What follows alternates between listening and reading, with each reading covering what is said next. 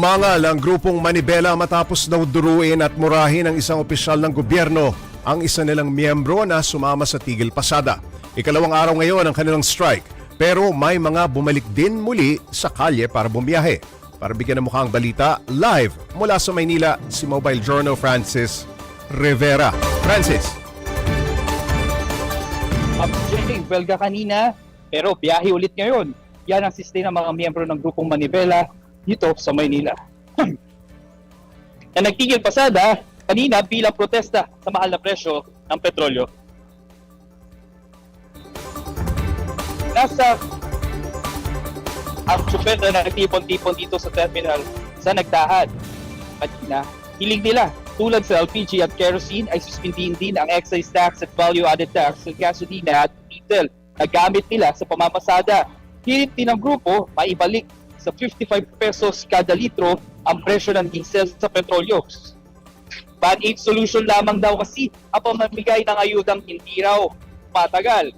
Pili lang din daw ang gasolinahang may fuel subsidy na 10 pesos ng diskwento at malayo pa raw ang ruta ng ibang jeepney.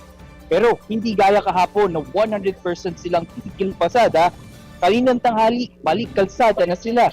Naawa raw sila sa mga commuter at sayang din daw kasi kung hindi papasada kagaya na lang ni Tatay Mario at Carlito. Narito ang kanilang pahayag. Po maghapon kasi kailangan hindi makakuha ng panggastos ng mga pamilya namin. Kasi magugutom din kami. Hindi naman pwedeng naka-stack lang kami sa terminal namin. Huwag namin bumiyahe. Makahirap po talaga nung biyahe namin. Gawa nung biyahe namin, lalo pa sa namin. Halos kalahati po ng kita namin. Napupunta na sa Puroge. Samantala, ayon naman kay Manibela Chairman Mar Balbuena, ilang mga super ay napipilitan na lamang daw bumiyahe. Nakarating daw sa kanya ang impormasyon na mayroong LGU official o isang government official ang minura umano at pinantaang tatanggalan ng prangkisa kung hindi babiyahe ang ilan nilang miyembro na sumama sa tigil pasada. Bagay na kinunda na ni Balbuena. Pops J, kanina bumisita rin ang ilang mga kawani ng Commission of Human Rights upang tingnan ang sitwasyon ng kilos protesta na sinasagawa kanina ng grupong Manibela. Pops J? Francis, ito bang sumbong ng Manibela na umano'y panduduro at pagmumura sa kanilang miyembro ang dahilan kaya sila pinuntahan ng Commission on Human Rights?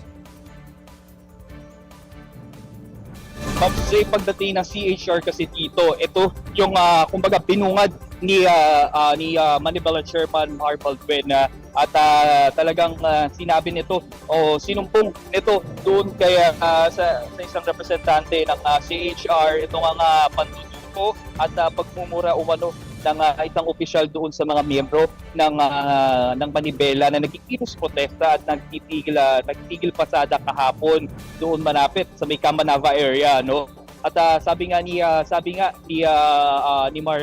Chairman Mark Balbuena ay talagang ito ay labis na panirang puri at nakakatapak to ng pagkatao ng mga tsuper kasi hingindang daman nila ay maipahayag ang kanilang mga salubin at damdamin tapos ay gaganituhin or mumura-murahin at duduru-duruin lamang daw sila ng isang opisyal.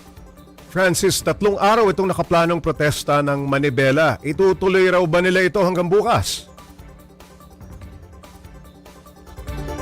Yes, Pops J, tuloy-tuloy raw yan hanggang bukas, ano? Pero ayon doon kay Chairman Mar Balbuena, no, ay titignan pa nila or estimahin pa nila kung paano yung magiging system para bukas naman. Kung katulad din ba ng ganito o yung katulad nung kahapon na 100% ng kanilang mga miyembro ay tigil pasada buong maghapon. Ngayon kasi kalahating araw lamang sila nagtigil pasada. Kaya kung makikita niyo sa aking likuran ay may mga tsuper o may mga andito na yung mga tsuper, no, nagsasakay na sila ng mga pasahero, no, at tuloy-tuloy na raw yan hanggang mamayang gabi, no. Base nga rin doon sa iba natin nakausap na tsuper. Sayang naman daw kasi yung kalahating araw na ibang biyahe nila at kikitain nila. Sayang din daw at pera din daw yun. Francis, kahit bumalik sa biyahe yung ibang tsuper, mukhang konti pa rin ang mga pumapasada dyan sa lugar, ano?